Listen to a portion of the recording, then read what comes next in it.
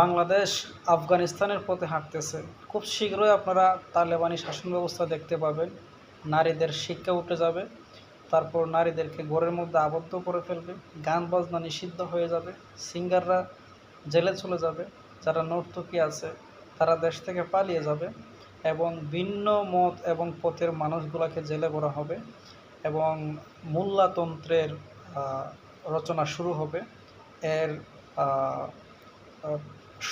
শুরুটা হচ্ছে আমাদের তালেবানি কায়দায় যে সকল মোল্লারা এই দেশ পরিচালনা করতে চায় তারা তালেবানের ট্রেনিং নেওয়ার জন্য মামুনুল হক সহ তার আশেপাশে কিছু লোক তালেবানে গিয়ে ট্রেনিং নিচ্ছে আমাদের দেশকে তালেবানি কায়দায়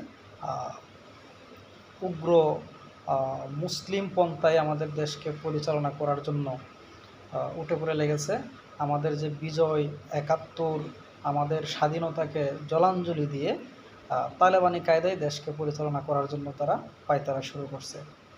কিছু বাঙ্গু সুশীলরা ঠিক এভাবেই দেখলাম ইনিয়ে বিনিয়ে টকশোর মধ্যে বিভিন্ন টেলিভিশনে বিভিন্ন অনলাইন মিডিয়ায় এইগুলো প্রচার করতেছে।